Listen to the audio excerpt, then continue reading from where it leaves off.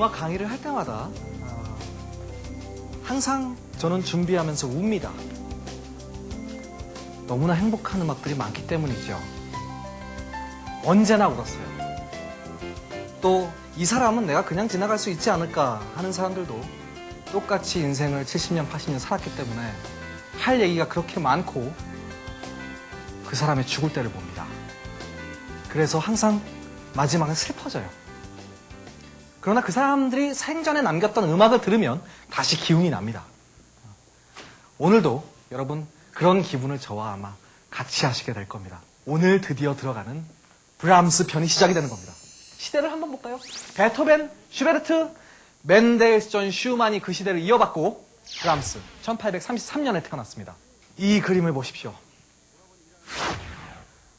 크리스마스도 아닌데 산타클로스 수염을 달고 있습니다. 이분의 이런 그림은 굉장히 많이 알려져 있고 사람들이 그래서 브람스 그러면 무조건 태어날 때부터 저렇게 태어난 사람 이런 이미지까지 있어요. 이 사람 젊었을 때 말끔했던 사진을 보시게 될 거예요, 여러분. 정말 깔끔한 청년이었어요. 얼굴의 반을 수염으로 가린 노년의 브람스. 수염 하나 없는 깔끔한 청년 브람스. 단지 수염 하나 없을 뿐인데 이렇게 잘생겨 보이는 것을 도대체 수염을 왜 기르신 거죠? 무슨 생각이 들어서 수염을 저렇게 길렀는지 제가 또 알고 보니까 그 당시 사람들의 유행이었습니다. 그리고 이 사람이 조금 오버해서 더 기른 것뿐이에요. 다른 사람, 동시대에 같이 있었던 러시아 5인조나 이런 사람들 다 수염 길렀어요. 동시대 러시아를 주름잡았던 러시아 5인조. 누가 같은 멤버들 아니랄까봐 하나같이 덥수룩한 수염. 여러분을 수염 브라더스로 임명합니다. 젊은 천재 피아니스트였습니다. 제가 말씀드렸죠? 젊었을 때 말끔했다고. 차, 사진 보십시오. 그런데 아무도 브람스인지 모른다는 거. 그게 문제죠. 정말 천재 피아니스트였고 그래서 슈만이 발굴을 하는 겁니다. 이 사람 작곡을 잘해서 발굴한 게 아니에요. 피아노를 너무 잘 쳤기 때문에 이 사람 천재다라고 얘기를 해주고 그 다음부터 이 사람이 쓰는 곡계도 관심을 갖게 되는 겁니다. 슈만의 잡지에서 매우 호평을 해요. 이 문제는 이 젊고 나이 어린 사람을 잡지에서 함부로 호평하는 거 아닙니다. 왜? 걔 인생을 책임져야 돼요, 그 잡지는. 갑자기 자기가 천재라고 알려지면 그 다음부터 오는 부담감은 엄청난 겁니다. 그런데 슈만이 천재라고 호평을 해줬어요. 그랬더니 어떤 일이 일어나느냐. 웬만한 곡을 브람스가 쓰고 다 찢어버려요. 발표를 안 합니다. 무서워서. 내 수준은 이게 아니지. 그래서 이 사람은 왜 엄청나게 많은 작품을 남겼음에도 불구하고 오늘날 남아있는 거는 그 중에 극히 일부예요. 옛날에 도자기 만드는 사람이 마음에 안 들다가 다 깼듯이 그런 식으로 찢어버립니다. 브람스는 자신의 수많은 악보를 찢어버렸다. 정말 사실이라면 왜 그러했는지 호기심 특공대 제작진이 직접 찾아봤습니다.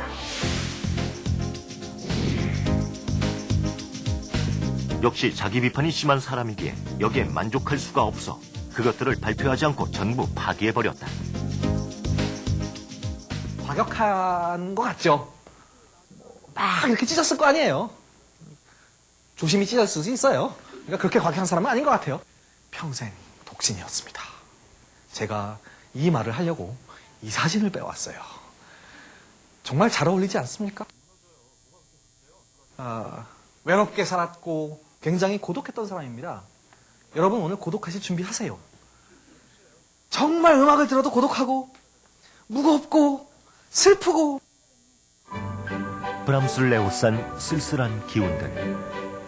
음악으로 외로움을 표출했던 고독한 작곡가.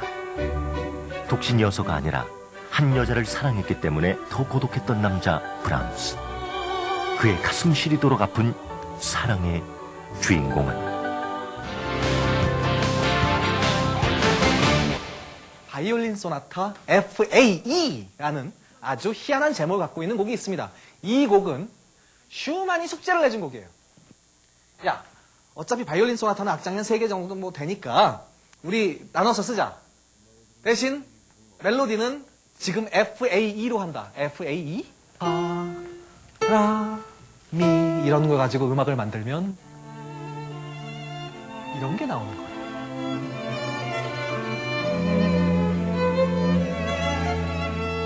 프라이 아버 아인잠. 자유롭게 그러나 고독하게. 그 당시 젊은이들이 추구하던, 예술가들이 추구하던 그런 모토였어요. 자유롭게 그러나 고독하게. 제가 이 말을 곱씹어왔습니다. 자유롭게라는 말은 진정한 자유로운 것이 무엇일까요? 이 당시 젊은 예술가들이 그렇게 살고 있었다는데 내가 과연, 나도 예술가인데 내가 과연 그렇게 살고 있나를 생각해봤어요. 내가 과연 자유롭게 살 수 있을까? 이렇게 생각을 해보려면 여러분, 자유에 대한 정의가 필요합니다. 여러분 자유롭게 살고 계신가요? 제가 내리는 정의를 한번 들어보십시오. 자유롭게 산다는 건 첫째, 하고 싶은 걸 하면서 살아야 됩니다. 둘째, 하기 싫은 걸 안 할 수 있어야 돼요. 셋째, 인생에 대한 확신이 있어야 됩니다. 여러분들 자유로우신가요? 재밌는 건 이 세 번째 것이 해결되고 나면 앞에 두 개는 자동으로 해결돼요. 인생에 대한 확신이 있는 사람은 하고 싶은 걸 하면서 하기 싫은 걸 안 하고 살 수가 있어요. 자유로울까요? 고독하게. 자유롭지만 고독하게 외로움을 즐기는 거죠. 다른 사람과 만나지 않고도 살 수 있고 자기만의 신념을 갖고 사는 겁니다. 그 당시 예술가들의 표였습니다. 오늘날 예술가들이 이렇게 살려고 하는 사람이 과연 몇이나 될까요? 우리는 생각해 봐야 됩니다.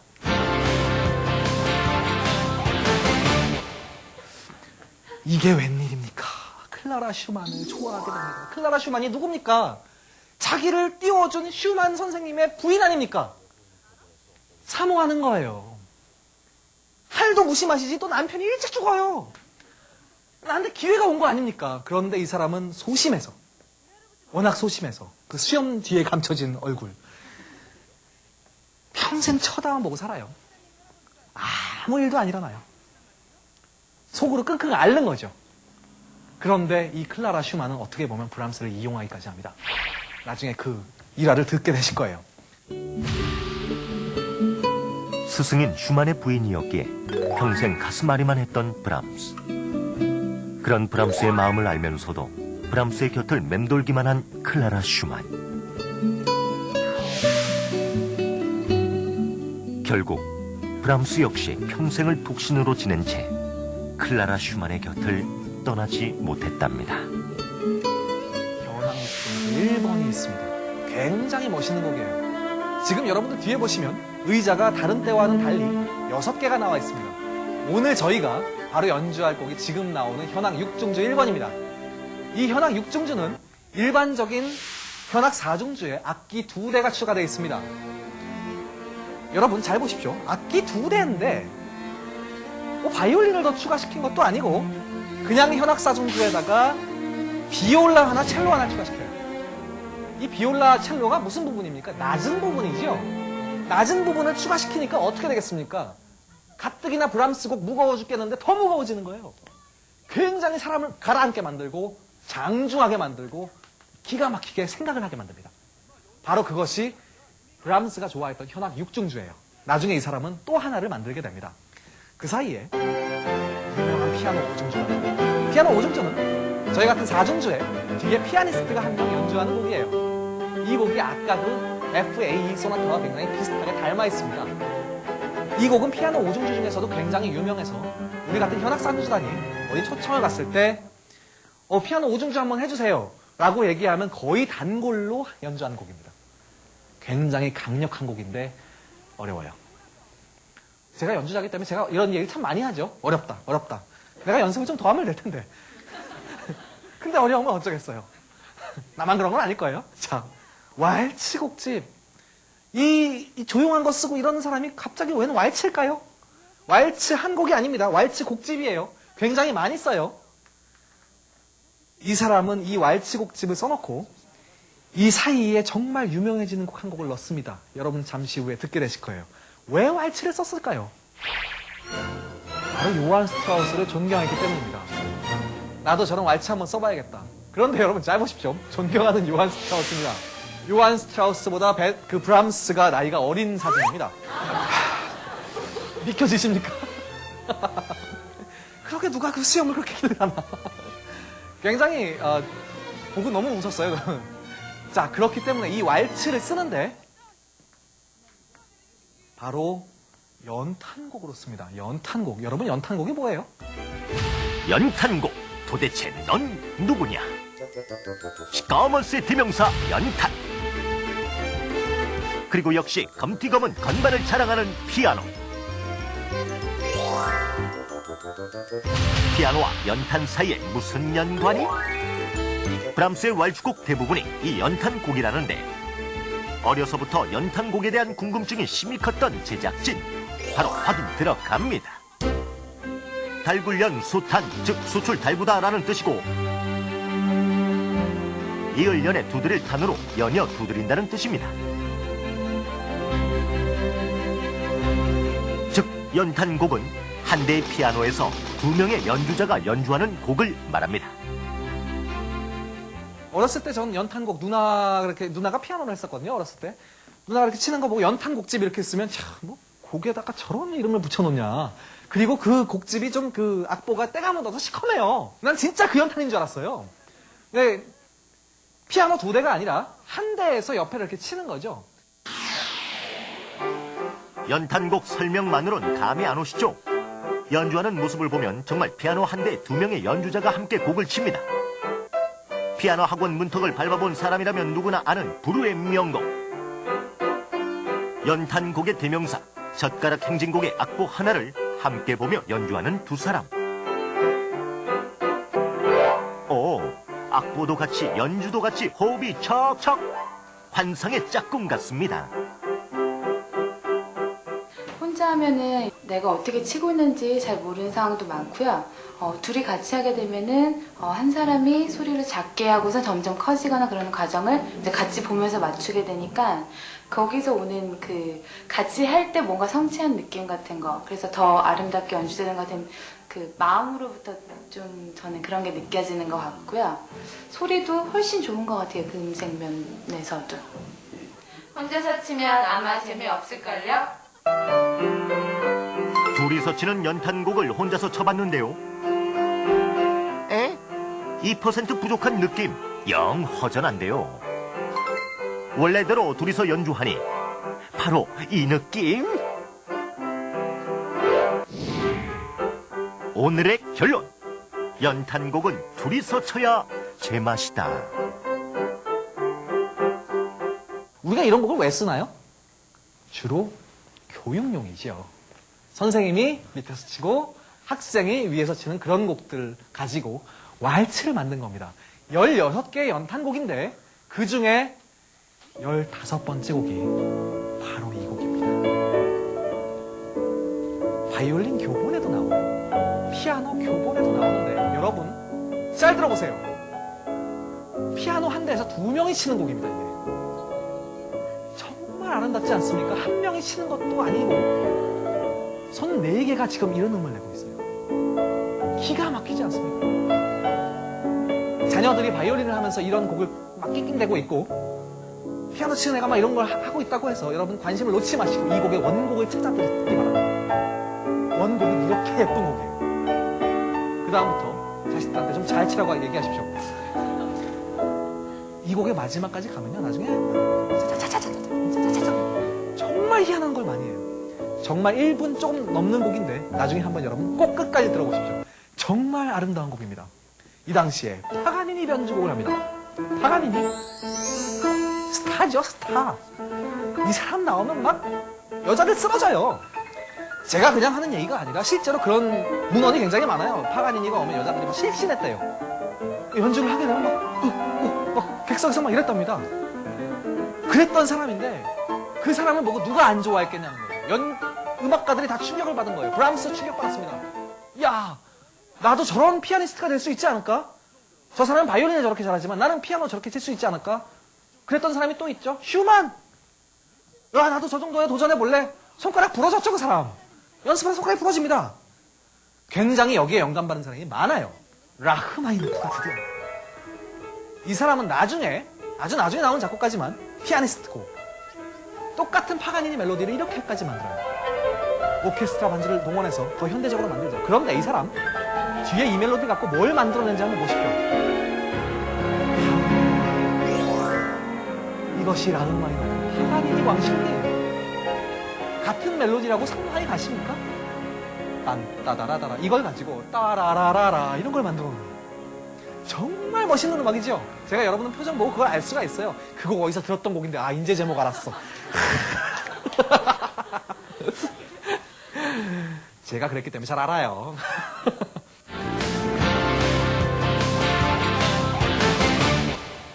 독일 레퀴엠. 저는 이런 제목 나오면 안 들어요. 전 굉장히 싫어요, 이런 제목. 기악 연주하는 사람들이 주로 성악곡들을 별로 안 좋아합니다. 들어본 곡도 많지가 않고, 이것도 합창곡이잖아요. 독일 레퀴엠 그러면 또 장성곡이란 말이죠. 무거워요. 독일도 이미지가 좀 무겁잖아요. 독일 레퀴엠 그러면 나는 이거 굉장히 그냥 심각하기만 하고 피곤한 것 같다. 독일어로 된 레퀴엠입니다. 독일어로. 그래서 독일 레퀴엠이라고 부르는데 이 브람스가 만든 장성곡이에요. 장성곡인데 이건 어떤 교회나 미사에서 쓰는 어떤 그런 예배용이 아니고 또 실제로 사람들이 죽었을 때 부르는 곡이 아니고 연주의 용으로 만든 곡이에요. 그런데 제가 이 곡을 듣고 엉엉 울었습니다, 여러분. 정말 기가 막힌 곡이에요. 여러분, 한번 이 곡을 들어보시면 내가 저 곡을 몰랐었던가? 내가 이렇게 좋은 곡을 왜 못 들어봤지? 라고 하실 겁니다. 이 곡의 특징이 있어요. 오르간이 등장합니다. 굉장히 독일 레퀴엠 연주에서 사용했던 파이프 오르간입니다. 부터 큰 소리를 냅니다. 오르간이니까 그럴 수 있지요. 페달이 있잖아요. 계속 밟으면 소리가 계속 나아갈 수가 있잖아요. 피아노는 안 그렇잖아요. 오르간이기 때문에 그걸 할 수가 있어요. 아주 밑에서 저음이 나옵니다. 그리고 바이올린은 없어요. 첫 곡에 바이올린이 안 나와요. 제1 바이올린만 없애느냐? 제2 바이올린까지 안 나와요. 지금 제가 설명하는 게 실내악이 아닙니다. 오케스트라 곡이에요. 오케스트라에서 제일 많은 사람들이 누굽니까? 바이올린이에요. 퍼스트 바이올린, 제2 바이올린 합치면 이 사람들이 20명도 넘어요.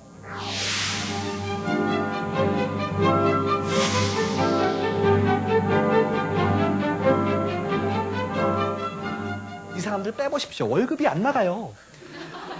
물론 그렇진 않았습니다. 왜냐하면 첫 곡에 잠시 안 나오는데 그러면 어떻게 되겠습니까, 여러분? 높은 멜로디가 안 나오는 거예요. 그거를 비올라와 첼로가 하고 있습니다. 들어보시죠. 오르간이 밑에서 계속 길게 끄는 음이 나옵니다. 더블 베이스가 합세합니다. 현악기가 등장합니다. 첼로. 바이올린이 아니에요. 또 높은 음이 나왔죠. 비올라예요, 이번에. 들어보시죠.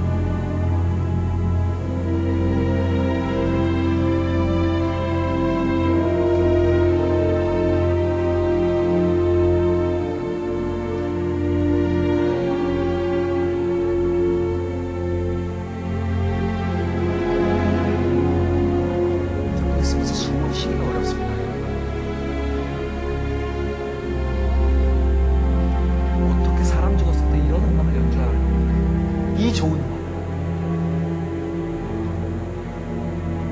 정말 기가 막힌 거 아닙니까? 제가 제 스스로 너무 반성이 됐어요. 앞으로 독일자 들어가는 곡과 레퀴엠자 들어가는 건 난 다 듣겠다. 이제 합창이 나옵니다.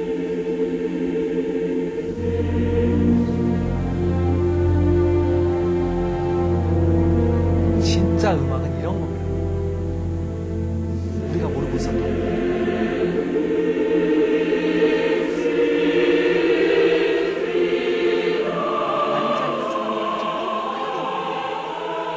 자리에서 일어날 수가 없어요. 아쉽지만 여기서 그만 들려드려야 될 것 같습니다. 시간이 너무 없어요. 이제서야 현악산주가 나옵니다. 나이를 보십시오. 40세예요. 마흔이 돼서야 이제 우리 ኳ테티스트 대열에 들어오는 거예요, 이 사람들이. 그런데 이 사람 인제 1, 2번이지만 그 전에 엄청나게 많이 썼답니다. 다 찢어버렸대. 다. 마음에 안 들어서 전부 다 인제서 1번을 내놨을 때 느낌이 어땠겠습니까? 이 사람이 왜 이걸 내놨을까요? 드디어 베토벤 현악산주 수준으로 썼다는 거예요. 드디어 난 도달한다. 라고 해서 정말로 그런 느낌이 나는 곡들이 나오기 시작합니다. 절규. 저희가 붙인 제목이에요. 마지막이 정말 격렬해요. 보통 격렬하다고 얘기하면 막 빨리 위에서 막 놓을 것 같지요? 이 사람 안 그래요. 저음에서 놉니다. 바이올린이 밑에 두 줄을 쓰고 있어요. 위에 두 줄이 아니라 막 이러고 있습니다. 어떤 사람들은 브람스는 여자가 연주하지 못한다고 얘기합니다. 왜? 힘이 모자라서. 악기를 부실 정도의 힘이 나와야 브람스를 연주할 수 있다고 합니다. 그런 곡들이 앞으로 계속 나와요. 어머니가 돌아가셨습니다. 어머니가. 이 곡은 어머니가 돌아가신 다음에 그 어머니를 기리기 위해서 썼다는 곡으로 알려져 있습니다. 어머니가 굉장히 아버지랑 나이 차이가 많았어요. 18살 차이였습니다. 어머니가 위였어요, 연상. 18살 차이는 시작에 불과합니다. 체코 출신의 인상주의 작곡가 야나 체크. 평탄치 못했던 결혼 생활 중 만난 여인 카밀리아와 사랑에 빠지는데요. 무려 38살 차이였습니다. 뭐 이 정도쯤이야. 헝가리 작곡가이자 헝가리 음악 교육의 개혁자였던 고다. 두 번째 아내와의 나이 차이가 58살이었다니 정말 대단해요.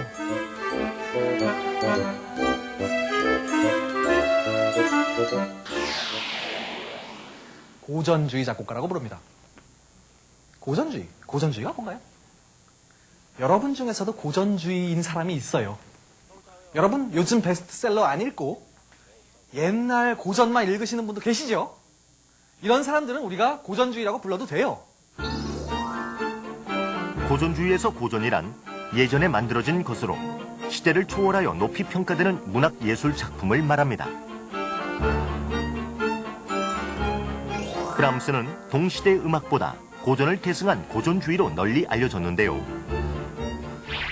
여기서 잠깐 우리가 자주 들었던 고전파와 낭만파를 살펴보죠. 먼저 고전파 들어갑니다. 교향곡의 아버지 하이든, 그리고 음악의 신동 모차르트. 이름만 들어도 빵빵한데요. 하지만 낭만파도 이에 못지 않습니다. 클래식계의 꽃미남 멘델스존, 아름다운 사랑의 주인공 슈만. 그리고 또 여기에 이 사람 빠지면 섭섭하죠. 베토벤. 베토벤은 고전파와 낭만파의 경계선에 있었는데요. 쉽게 생각해 베토벤 이전을 고전파, 베토벤 이후를 낭만파라 할 수 있겠죠. 또 한 사람의 낭만파 작곡가 브람스. 외로움과 고독을 음악에 녹여낸 브람스야말로 진정한 낭만파 작곡가라 할 수 있죠. 그런데 조금 전에 고전주의 작곡가라 소개해놓고 낭만파란 말하니 좀 헷갈리신다고요? 브람스는 낭만파에 속하면서도 고전주의를 고집했던 것으로 유명합니다. 무조건 그 당시 유행을 따르지 않고 옛날 선배들의 음악을 최고라 생각하며 그들의 음악 스타일대로 계승하려 했던 거죠. 이런 브람스가 최고의 음악가라 생각했던 사람이 바로 음악의 악성 베토벤입니다. 베토벤을 평생 이 사람은 자면서도 베토벤 잠꼬대를 하면서 잤던 사람이에요. 정말 베토벤이 머릿속을 떠나지 않았고 그랬기 때문에 곡을 함부로 못 씁니다. 왜? 그 위대한 사람이 내 머릿속에 있으니 뭘 써도 그 사람보다 잘 써야 되는 거예요. 굉장히 컴플렉스를 갖고 있었죠. 이때 누군가 등장합니다. 바그너가 등장합니다. 엄청난 사람이 나옵니다. 니벨룽겐의 반지라는 엄청난 오페라를 들고 나옵니다. 왜 엄청난가요? 4부작짜리입니다. 4일 동안 가서 봐야 돼요. 여러분 오페라 가시면 오페라 항상 그렇잖아요. 오페라 갈 때는 내가 집에 차가 안 끊기는가를 생각하고 가야 돼요. 가면 3시간이 넘어가요. 그 3시간은 그러고 봐야 되는데 이것이 4일 연속을 가야 되는 거예요. 내용이 연결이 돼요. 그런 엄청난 곡들을 들고 나왔습니다. 니벨룽겐의 반지. 이 곡들은 바그너가 만들어 놓고도 자기가 만들어 놓은 극장에서만 상연을 해라. 그래서 사람들이 이 오페라를 볼 때는 성지순례를 가야 돼요. 그 나라에 가서 그거 가서 봐야 되는 거예요. 그 정도로 아주 그 고약한 심보를 부려서 정말 엄청난 거대한 오페라를 만들어냈습니다. 반지 하니까 뭐 생각나는 거 없습니까, 여러분? 그 유명한 영화 반지의 제왕이라고 있었죠. 반지의 제왕 스토리가 엄청나게 길지 않습니까? 지금 3부작으로 영화가 나와 있죠. 사람들이 3부작으로 영화가 나온 것도 다행이라고 생각을 해요. 실제로 삼국지만한 길이를 갖다가 어떻게 3부작 영화를 만들 수 있냐 할 정도의 반지를 가진 자가 절대적인 힘을 가진다는 그런 내용입니다. 니벨룽겐의 반지 오페라 아무 상관없습니다. 저는 그 반지의 제왕 내용인 줄 알았어요. 그렇게 알고 계시는 분들이 많아요. 니벨링은 거대한 오페라니까. 그런데 실제로 내용은 아무 상관이 없더라는 얘기입니다. 자, 바이로이트 축제극장. 이 사람이 얼마나 황당한 사람이냐면요. 극장을 만들어요. 이 바그너가. 돈이 많았을까요? 아니에요. 로비를 잘했습니다, 이 사람. 정부에다 로비를 하고 정부에서 그래? 너 정도 사람이면 그래 내가 해줄게. 근데 실제로 그 정도로 대단했던 사람이에요. 바이로이트 축제극장 자기 극장이에요. 그냥 소극장 이런 거 아니에요. 예술전당 같은 걸 지어줘요. 엄청난 겁니다. 오페라 극장을 지어주니까. 정말로 거대하죠. 제가 찾아봤어요. 제가 좋아하는 위성사진이에요. 저기 점 찍힌 거 보이세요? 거기래요. 실제로 보면 요만해요. 그렇게 큰 극장은 아니에요, 지금. 그러나 그 당시에는 거대한 오페라를 할 정도로 제대로 지은 극장이고 이 사람만큼 또 다재다능했던 사람이 없습니다. 이 사람은 음악만 잘하는 것이 아니라 철학에도 능통하고 건축에도 굉장히 조예가 있었어요. 그래서 이 사람이 설계를 막 도왔습니다.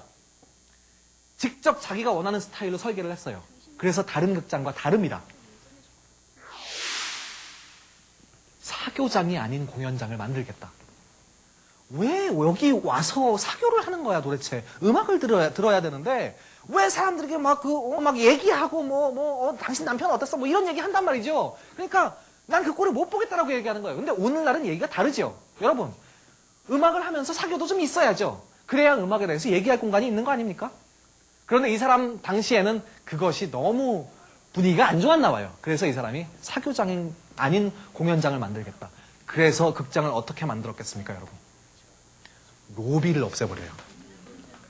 나가면 밖이에요, 그냥.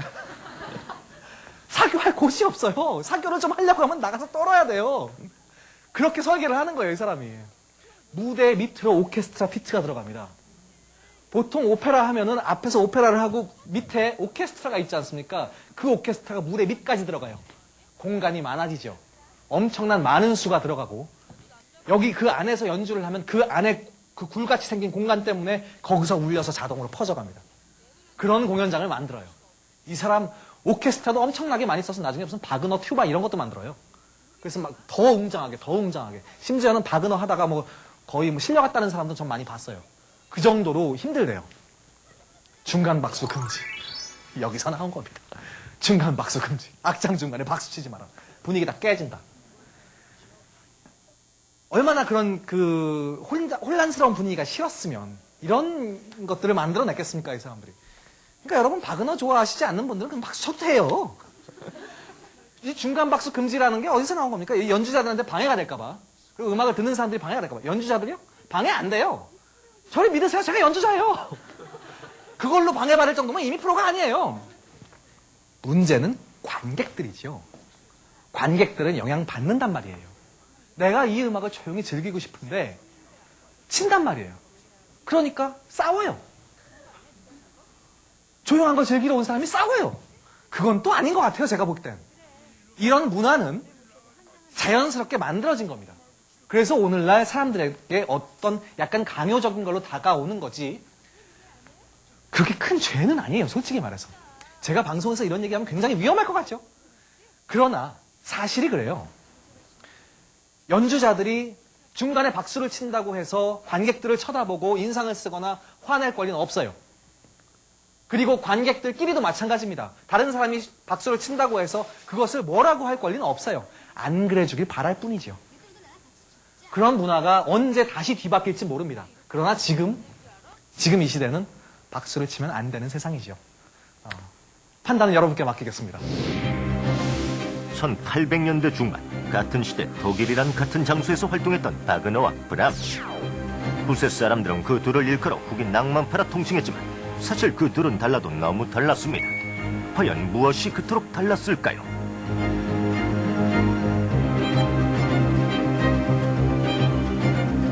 그렇다면 브람스의 음악 성향을 먼저 보시죠. 이 사람은 음악은 순수주의자였습니다. 아주 절제 스타일입니다. 막 효과 있는 걸 별로 안 좋아해요. 신고전주의. 내가 요즘에 유행하는 것처럼 이렇게 시끄럽게 쓰지 않겠다. 난 베토벤을 좋아해. 난 베토벤처럼 쓰겠어. 고전주의로 돌아가는 겁니다. 바그너의 음악 성향은 어떨까요? 브람스보다는 20살 위입니다. 효과, 극대화의 음악. 안 그렇겠습니까, 여러분? 무대까지 막 그렇게 해갖고 난리를 치는 사람이 바그너를 딱 들으면요, 사람들이 아니 어떻게 똑같은 오케스트라 갖고 저렇게 웅장한 걸 내지? 멀리서 찾아와요. 바이올리트에 찾아와요. 그거 보러. 너무 대단하거든요. 막 보면은 막 힘이 들어서 못해도 사람이 마음이 막 이렇게 되는 거예요. 그래서 이 사람 음악은 전투적입니다. 지옥의 묵시록이란 유명한 영화에서는 바로 이 음악을 틀어놓고 폭탄 투하를 합니다.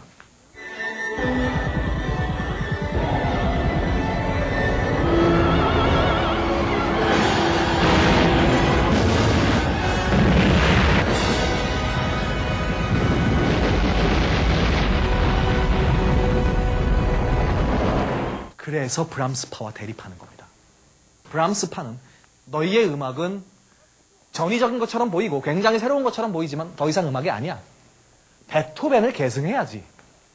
베토벤이 진짜인데 음악은 순수해야 되는 거고 사람에게 가슴을 울리는 것이지 그렇게 효과를 줘서 팀판이 막 튜바 써서 그렇게 하는 거 아니다라고 얘기합니다.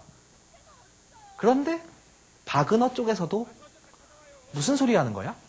진짜 베토벤의 계승자는 우리야. 왜? 베토벤이 어떤 사람이야? 혁명가 아니냐? 베토벤이 혁명가였으면 그 다음에 베토벤도 혁명을 해야지. 왜 베토벤을 계승하려고 그러냐? 그건 진짜 베토벤이 아니라고 얘기하는 거죠. 음악사 100년 전쟁이 시작됩니다. 음악사 100년 전쟁이란 100년이란 한 세기에 걸친 브람스 음악과 바그너 음악의 충돌을 말합니다.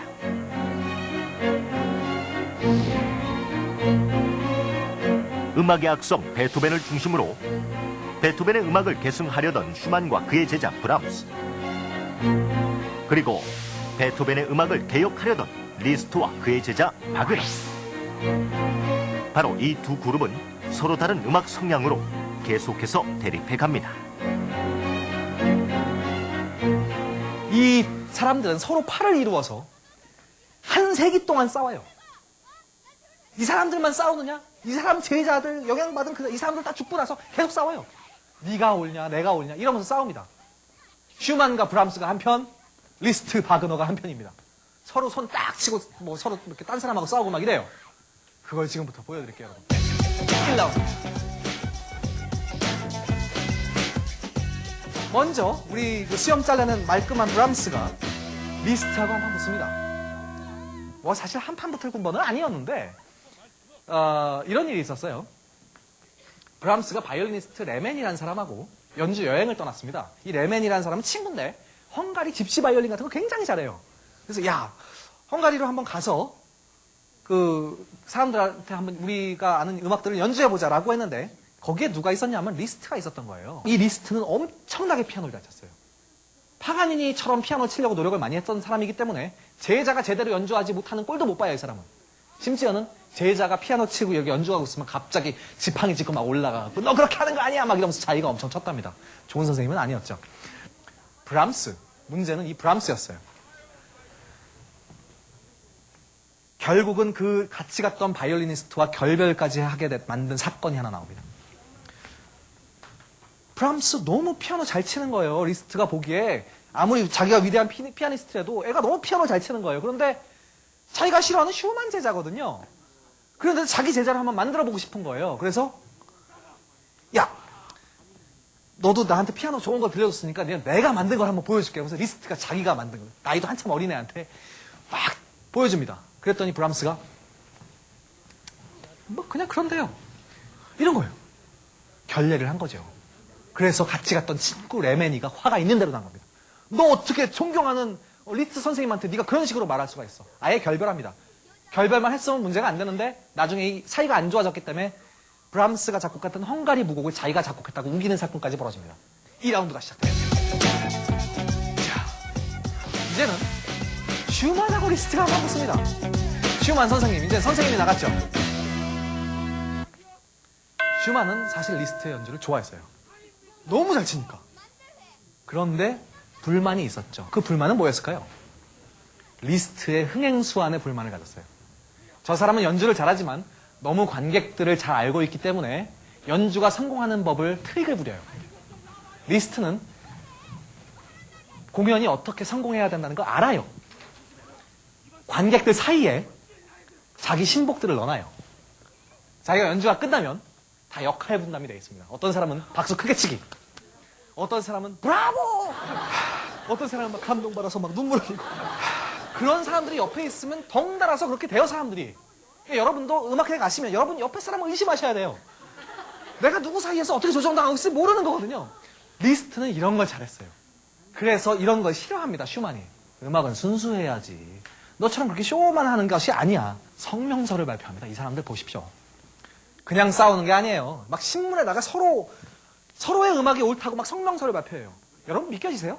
음악을 갖고 이러고 싸우는 거예요, 사람이. 요즘에 정치로 이러고 갖고 싸우잖아요. 그런데 그런 거하고 상관없는 예술이 이런 거 갖고 싸우는 거예요. 정말 격렬한 시대였죠. 저는 이 시대가 좋습니다. 자기가 옳다고 그렇게 주장을 하는 거예요. 어떤 쪽인지 아십니까?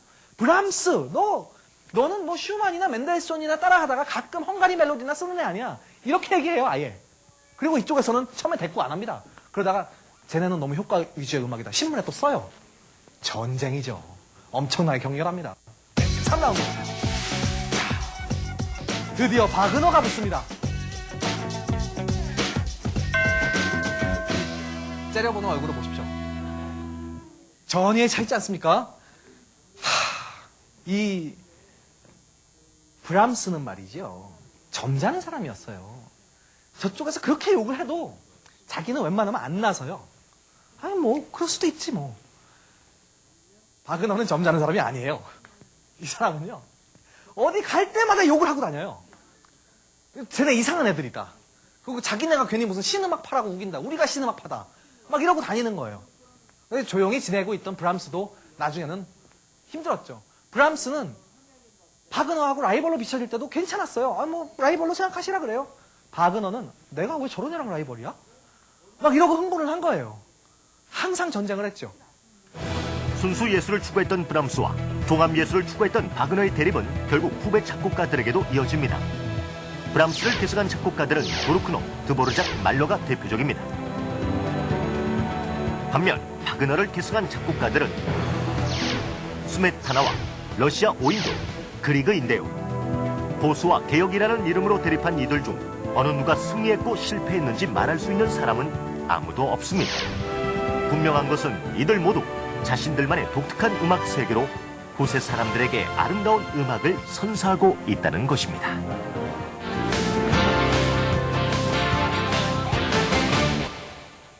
결국은 나중에 뭐 서로 어떻게 친해질 수도 없어요. 그러고 있는데 브람스는 이런 거 만들어요. 니들은 욕해라. 난 이렇게 고상하고 아름다운 거 만들래. 세 번째 현악산주를 만들어요. 전원 변주곡. 저희가 붙인 제목인데요. 이 사람은 변주곡의 강자예요. 같은 멜로디 갖고 이렇게 만들어요. 정말 아름답죠. 이게 전쟁 중에 때 쓴 거예요. 그 사람들하고 전쟁하고 있을 때. 나중에 굉장히 뭐 재밌는 곡입니다. 교향곡 1번. 이제 나왔습니다. 교향곡 1번. 44세. 내가 어떻게 하면 베토벤 9번 교향곡만큼 쓰냔 말이죠. 썼어요, 이 사람. 진짜 베토벤 수준 썼는데 문제가 생겼죠. 너무 베토벤을 생각하다 보니까 베토벤 비슷한 멜로디가 나온 거예요. 바로 항상 의식을 하고 있었던 이 베토벤 때문에 이 사악장의 유명한 선율이 들어보시죠. 라디오에도 나오잖아요. 굉장히 사람을 심금 울리는 사악장입니다. 잘 흘러가다가 바로 여기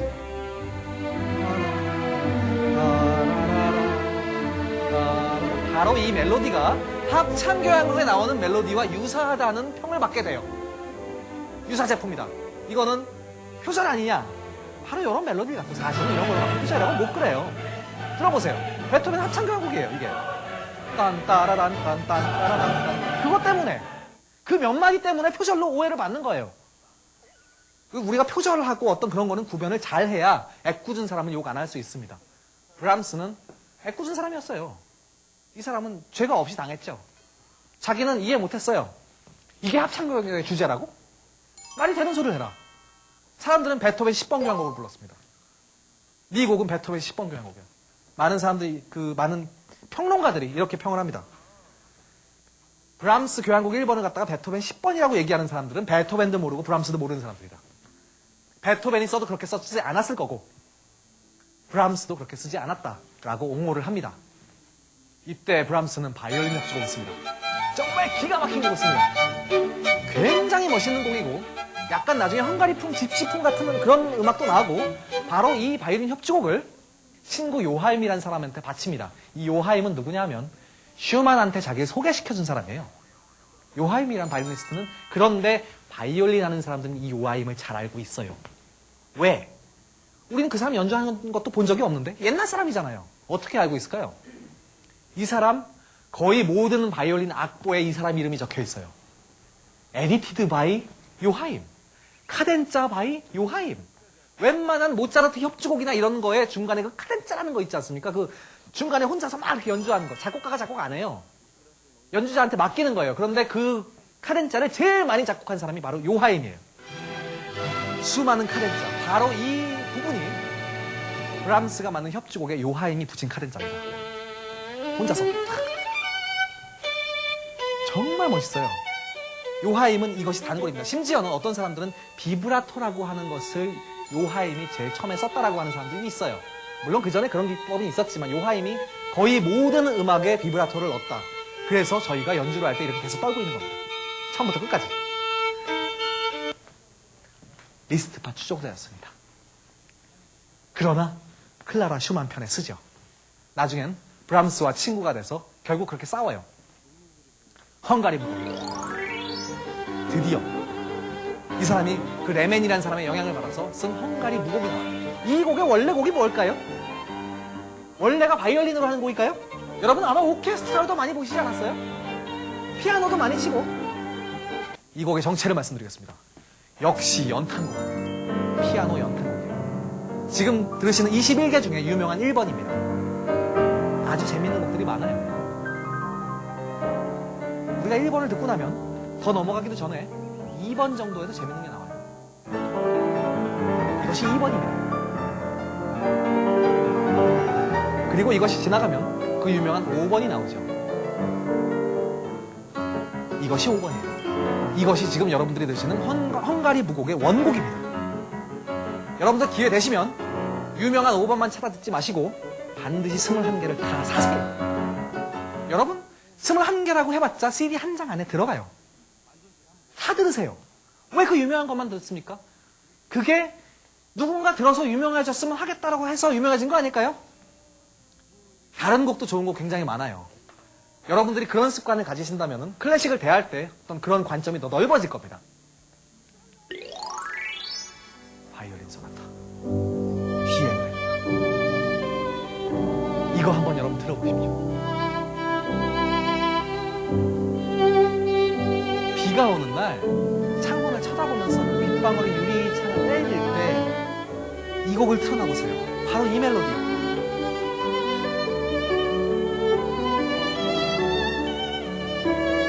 기가 막히지 않습니까?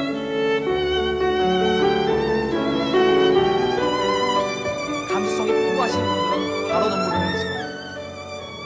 정말 아름다운 곡이에요. 저는 이 곡을 연주하려고 노력을 많이 했었는데 어려서 연주 잘 못하겠더라고요. 정말 아름다운 곡이에요. 클라라 슈만이 죽습니다. 둘이 아무 관계도 못 대보고 쳐다만 보고 있다가 클라라 슈만이 죽어요. 이 여자는 늙어 죽을 때까지 수많은 남자의 사랑을 받았습니다. 리스트도 사랑했고 브람스도 이 여자를 사랑했고 그리고 이 여자는 계속 죽은 남편도 사랑하고 있었어요. 그래서 다시 다른 남자와 결혼하지 않았지만 여러 남자들한테 정을 줬던 건 맞아요. 그리고 음악적 감수성으로 그 사람들을 뒤에서 백업을 했어요. 슈만은 정신병원에서 일찍 죽잖아요. 그런데 브람스 보러 나가 싸우라는 사람은 누군가요? 클라라 슈만이었습니다. 남편 대신에 남편의 음악을 홍보를 하고 브람스 보고 계속 나가서 싸우라고 하는 거예요. 그러다 보니까 브람스는 자기는 싸우기 싫었지만 어쩔 수 없이 등 떠밀려서 그래 음악은 순수해야지 이러면서 그 사람들과 전쟁을 시작했고 평생 동안 그 전쟁을 하면서 산 겁니다. 그런데 클라라 슈만이 죽었어요. 여러분 멘델스존 편에서 누나가 죽으니까 따라 죽은 멘델스존을 보셨을 겁니다. 브람스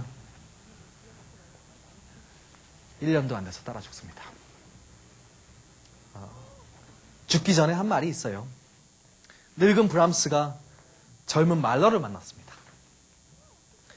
강물을 이렇게 강가를 걷고 있는데 브람스가 높아시면서 또 한마디 하더래요. 음악은 역시 순수해야지. 응? 쟤네들처럼 그런 거 아니야. 라고 얘기했답니다. 그랬더니 옆에서 듣고 있던 말러가 보더니 굉장히 의미심장한 말을 했대요. 옆에 강물을 쳐다보면서 지금 저 강물에 지나가는 물결이 마지막 물결이겠죠? 라고 얘기했답니다. 굉장히 어려운 비유죠. 지금 당신이 하는 얘기가 마지막 발악 아닌가요? 그 어려운 비유의 뜻은 여러분들이 한번 직접 풀어보시죠. 자, 저희가 마지막으로 들려드릴 곡은 브람스가 그렇게 사랑했던 현악 6중주 1번입니다. 그런데 저희 쿼르테엑스는 4명입니다. 2명이 더 필요합니다. 다른 연주자분들을 불렀습니다. 무대 위에서 있는 연주자들이 같은 프로 연주자들을 초청해서 연주를 하기도 하지만 저희는 이런 일을 좋아합니다. 지금 저희가 모신 분들은 2분이 다 치과 의사 선생님들입니다. 그리고 어렸을 때부터 취미로 음악을 하셨던 분들입니다. 이분들과 음악으로 대화를 하면 저희가 반성이 될 정도로 음악에 대한 열정이 가득하세요. 그래서 저희는 이런 분들께 영향을 굉장히 많이 받고 있습니다. 그래서 저희가 이런 연주 자리를 항상 마련하고 있습니다. 여러분, 현악 6중주를 도와주실 김용범 선생님과 고원경 선생님을 모시겠습니다.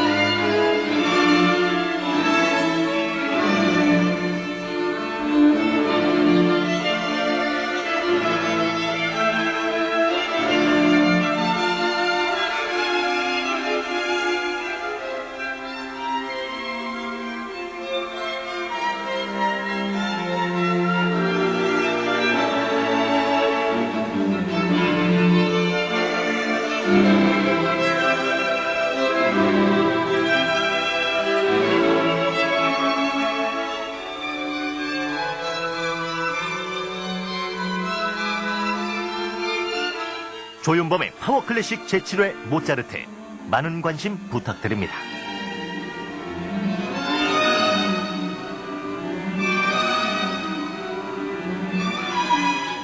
본 프로그램은 예당 아트닷컴에서 다시 볼 수 있습니다.